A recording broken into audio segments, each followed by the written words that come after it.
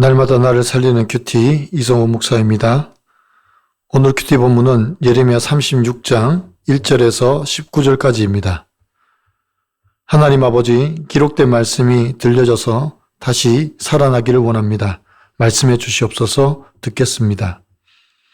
기록된 말씀이 들려지면 첫째로 죄를 용서하시는 하나님을 만납니다. 1절과 2절입니다. 유다의 요시야 왕의 아들 여호야김 제4년에 여호와께로부터 예레미야에게 말씀이 임하니라. 이르시되 너는 두루마리 책을 가져다가 내가 내게 말하던 곧 요시야의 날부터 오늘까지 이스라엘과 유다와 모든 나라에 대하여 내가 내게 일러준 모든 말을 거기에 기록하라 고합니다. 유다의 요시야 왕은 유다 왕 중에 몇 안 되는 선한 왕입니다. 그런데 그 아들 여호야김은 그 아버지의 행적을 따르지 않고 악한 길로 행한 왕입니다. 이때에 하나님께서 예레미야에게 두루마리를 가져다가 요시야의 날부터 오늘까지 모든 것을 기록하라고 합니다. 3절입니다. 유다의 가문이 내가 그들에게 내리려 한 모든 재난을 듣고 각기 악한 길에서 돌이키니 그리하면 내가 그 악과 죄를 용서하리라 하시니라 고합니다. 왜 하나님께서 예레미야에게 두루마리에 기록하라고 하셨을까요?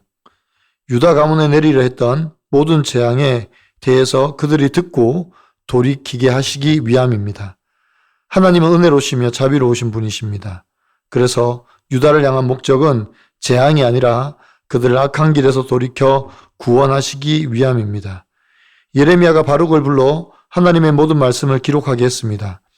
그리고 이 두루마리에 기록된 말씀을 여호와의 성전에 있는 백성들의 귀에 낭독하라고 하십니다.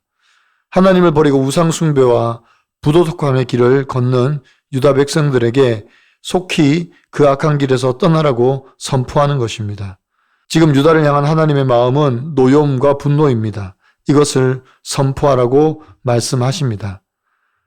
지금 우리는 기록된 하나님의 말씀을 듣는 것보다 세상이 들려주는 재밌는 이야기나 순식간에 지나간 정보에 빠져서 세상을 분별하지 못하고 세상에 매여 살아가고 있습니다. 이제 우리가 들어야 할 것은 하나님의 사람들을 통하여 전해지는 하나님의 말씀입니다. 말씀만이 우리를 변화시키고 돌이키게 할 수 있습니다. 또한 그 말씀이 들려질 때 우리가 하나님을 만날 수 있습니다. 여러분 어떻습니까? 나는 지금 어떤 소식을 듣고 있습니까? 유튜브나 SNS만 듣고 있지는 않습니까? 오늘 말씀을 통해 나에게 주시는 하나님의 음성은 무엇입니까?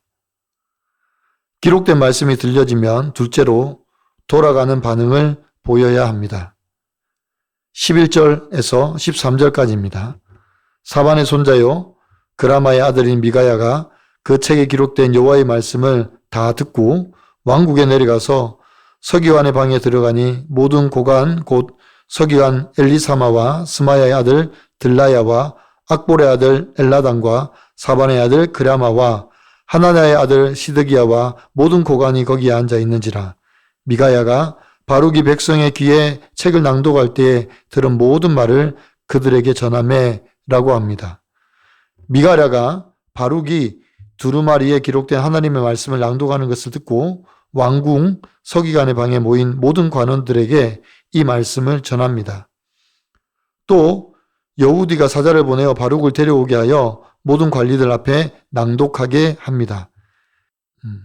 16절에서 그들이 그 모든 말씀을 듣고 놀라 서로 보며 바룩에게 이르되 우리가 이 모든 말을 왕에게 아뢰리라 고합니다. 이 말씀을 들은 고관들의 반응이 나옵니다. 어떤 반응입니까? 그 모든 말씀을 듣고 놀라 서로 보며라고 말합니다. 여기서 놀랐다는 것은 단순히 놀란 것이 아니라 두려웠다는 것입니다. 그래서 서로 쳐다만 보고 있습니다. 그리고 고관들은 바룩을 불러 이 말씀을 어떻게 기록했는가를 알게 하라고 합니다.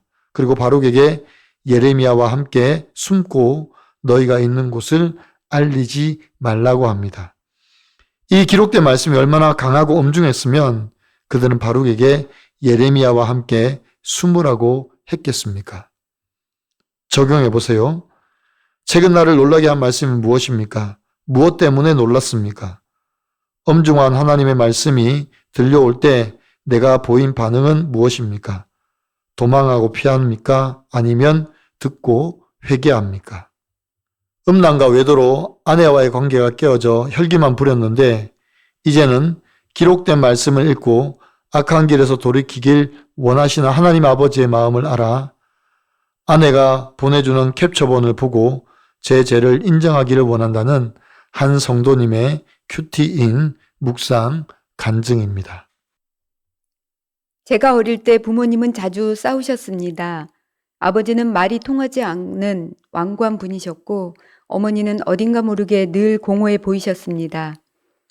그런 부모님 밑에서 안정감을 얻지 못한 저는 가족보다 여자친구를 더 의지하며 음란하게 살았습니다. 그러자 하나님의 인도하심으로 믿음 있는 아내를 만나 결혼했지만 여전히 쾌락을 쫓아 살았습니다. 그러던 어느 날 저는 여자 동기와 해외 출장을 가려다가 아내에게 들켰습니다. 그런데도 제가 교회 공동체의 권면을 듣지 않자 아내는 크게 실망했습니다.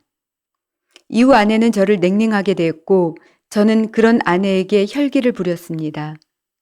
또한 아내 몰래 주식 투자를 하며 융업소에 드나들기도 했습니다. 그러다 저는 억대의 돈을 잃고 나서야 교회 공동체에 이 사실을 나눴습니다. 그러자 지체들은 광풍 같은 사건에서 성령께 구조를 받으려면 내 손으로 죄를 끊어내야 해요 라고 권면했습니다. 저는 이를 하나님의 음성으로 듣고 저의 물질 욕심을 고백했습니다. 하지만 유흥업소에서 출입한 사실은 끝내 밝히지 않았습니다. 그 저는 결국 외도를 저질렀고 이를 보다 못하신 하나님이 저의 음란죄를 드러내셨습니다. 가정이 깨어질 위기에 처했지만 공동체의 도움으로 부부 관계를 회복할 수 있었습니다. 그러나 2년이 지난 지금도 저는 여전히 내가 바람 피운 건 아내가 냉랭했기 때문이야 라며 아내 탓을 하곤 합니다. 그러면 아내는 제가 외도녀와 SNS로 주고받은 대화 캡처본을 보내주는데 그때마다 저는 혈기로 반응합니다. 그러나 이제는 기록된 말씀을 읽고 악한 길에서 돌이키시길 원하시는 하나님 아버지의 마음을 알아 아내가 보내주는 캡처본을 보고 제 죄를 인정하길 원합니다. 힘든 상황을 모면하고자 가장으로서 책임을 회피하지 않고 바룩처럼 말씀을 외치며 가족을 전심으로 섬기겠습니다. 저의 적용은 매일 자기 전에 아내가 영육간에 회복하도록 기도하겠습니다. 매주 교회 소그룹 모임에서 같은 죄를 반복해서 고백하는 것 같아 수치스럽더라도 솔직히 나누겠습니다. 입니다. 하나님께서 예레미야에게 이스라엘 제약과 그 제약으로 말미암은 심판을 두루마리에 기록하고 낭독하라고 하십니다. 그래서 예레미야는 바룩을 통해서 성전에 있는 세문, 어기 곁에 있는 사반의 아들 서기관 그라말의 방에서 그 기록된 말씀을 낭독했습니다. 그리고 그것을 들은 고관들은 두려워 서로 쳐다만 봅니다. 왜냐하면 하나님의 심판의 메시지에 그들이 두려워 떠는 것입니다. 혹시 여러분도 하나님의 말씀이 들려오면 놀라고 두렵습니까? 우리가 죄악 가운데 있으면 당연히 말씀이 들리는 것이 두렵습니다. 그러나 이것이 또한 축복입니다. 왜냐하면 말씀만이 우리를 고치시고 바꾸시며 회복하시기 때문입니다. 비록 죄악된 세상 가운데 있을지라도 하나님의 말씀에 귀를 기울이는 저와 여러분이 되기를 간절히 바랍니다. 오늘도 말씀으로 고치시고 회복하시는 하나님의 은혜를 누리는 하루가 되기를 간절히 축원합니다. 기도드립니다. 주님, 여호야김의 죄악과 악행으로 말미암아 하나님의 심판의 메시지가 기록되고 낭독되었습니다.